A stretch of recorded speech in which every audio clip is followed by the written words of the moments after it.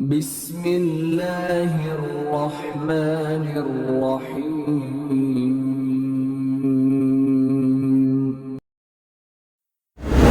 ابن وہب نے بیان کیا، ان سے عمرو نے، ان سے ابو حلال نے، اور ان سے ابو الرجال محمد بن عبد الرحمن نے، اور ان سے ان کی والدہ عمرو بن عبد الرحمن نے، وہ ام المؤمنین عائشہ رضی اللہ تعالیٰ عنہ کی پرورش میں تھیں۔ انہوں نے عائشہ رضی اللہ تعالیٰ عنہ سے بیان کیا کہ نبی کریم صلی اللہ علیہ وآلہ وسلم نے ایک صاحب کو ایک مہم پر روانہ کیا۔ وہ صاحب اپنے ساتھیوں کو نماز پڑھاتے تھے اور نماز میں ختم قل هو اللہ احد پر کرتے تھے۔ جب لوگ واپس آئے تو اس کا ذکر نبی کریم صلی اللہ علیہ وسلم سے کیا۔ نبی کریم صلی اللہ علیہ وآلہ وسلم نے فرمایا کہ ان سے پوچھو کہ وہ یہ طرز عمل کیوں اختیار کیے ہوئے تھے۔ چنانچہ لوگوں نے پوچھا تو انہوں نے کہا کہ وہ ایسا اس لیے کرتے تھے کہ یہ اللہ کی صفت ہے اور میں اسے پڑھنا عزیز رکھتا ہوں۔ نبی کریم صلی اللہ علیہ وسلم نے فرمایا کہ انہیں بھی بتا دو کہ اللہ بھی انہیں عزیز رکھتا ہے۔